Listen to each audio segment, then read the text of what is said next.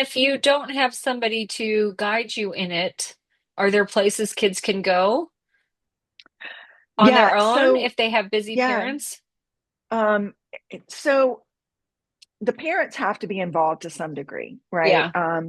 But but certainly speech or speech events are things that students can do, and even families can do out, without being in a club. Oh, And so STOA has the resources on their website that tell you like the rules. And then for Mars Hill and apologetics, they have all the questions listed so that you can start yeah. preparing for those. And they have the ballots so you can see how things are judged. And then if you're a member of STOA, then there are a lot of videos of past championships, like the finals Okay. for all the different categories. And then there are also some like mini lessons Oh, on speech that you can access as well. And so I think honestly, kind of like even before you begin, um, if this is something you're going to do when you join STOA, um, the videos are hmm. like, even if you only watch one or two of the competitors in Yeah. every speech event, it Uh-huh. will give you such an idea of what the expectation is, Right. and certainly your kid's not going to be up here from the very beginning, Hmm. but you know what you're aiming towards, and Yeah. you know the degree of movement in the room, Right. and what in an interp, like how much acting is there, and that kind of stuff. So I feel like speech is definitely a thing that families can do outside of having a club, or even outside of just debate club if there's not speech available. And And probably certainly, watching those videos feeds can answer your whys also. Like, yes. what, and maybe for the kids too, watching a speech could be points of inspiration. Yes, yes. And I think that it also can probably, like to some degree, I think kids look at it and go, oh my gosh, I could never be that Mm, good, right? And so you have to be careful about that. But you also, that's one of those things where you're like, okay, but when they started, that wasn't them, right. like they've worked their way up. Yeah. I'm not expecting you to be there. I'm expecting you to be here. Hmm. And let's look at one or two things. Let's Hmm. look at if you're doing a platform speech, let's look at their gestures, Yeah. and try to notice how they use their body as Hmm. they give this speech. What things can we take away from that? And then, you can potentially go back and watch them again and say, Hmm. okay, how was their voice inflection, and how did they use their pitch and all of Yeah. that kind of stuff. So I think they can be used in an instructional, way Yeah. for That's sure. great. That's great. Yeah. And so I'm curious from your perspective beyond maybe this is a hard question, but beyond the obvious answers, where does speech help in life? How does this Well, practice of speech help? yeah. Well, I think in some ways if you haven't seen our debate video, we talked about the idea of reflection and self awareness that happens because you receive these ballots.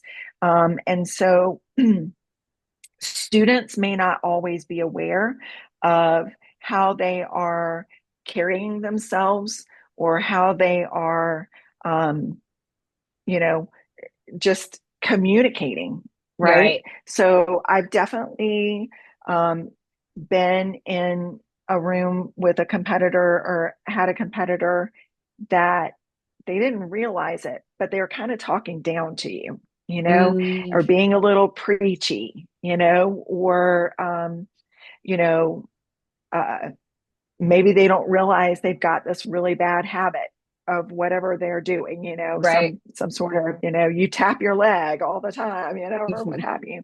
So I think that it helps with that. I think that again, I feel like I'm talking about the negatives, but they also learned that because speech, some elements of speech are very kind of objective, but a Mm, lot of speech can be subjective. hmm So, if you've picked a topic for your original oratory and a judge just doesn't resound with them, mm, and but then they like the speech of someone else. If they think you're technically the same, they're probably going to go with the speech they enjoyed more, mm, and so dealing with that kind of disappointment or frustration, again, it's like character shaping. It's like yeah. sometimes we just can't control other people, hmm right? And I've even had that happen before, where it's like, especially when you get to nationals, mm, like you did everything correct. You did, right. technically you were excellent, Mm, but I felt like this person's topic was a little more unique than yours mm. was, Oh, or yeah.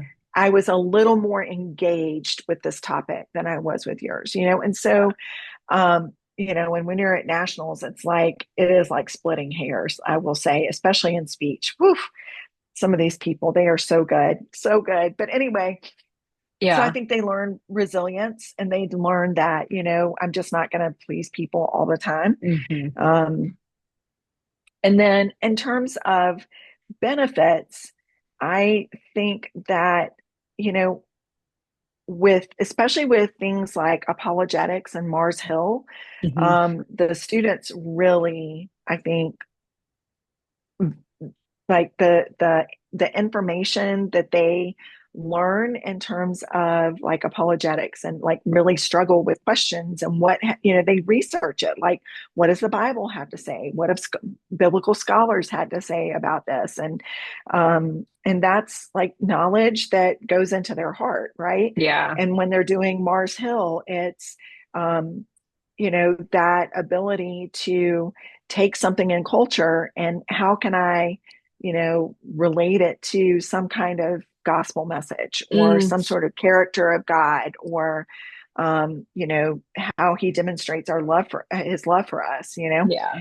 um, and then with all of them, of course, they're learning this, speak confidently, and to consider their audience, hmm because a lot of times too, like when we're starting out at the beginning of the year, again, mostly for platform speeches, um, it's like, well, you may find this interesting, but what is going to be interesting to your judge? Yeah. Like, if, like, consider who your judge is going to be, hmm and do you think you can engage them in this conversation? Right. Um, because when you give a speech, it's not really about you, Right. right? It's about the listener, Yeah. and so if you do something because you want to do it, and you know like but you don't ever take into consideration the audience member, then you're probably not going to do super great.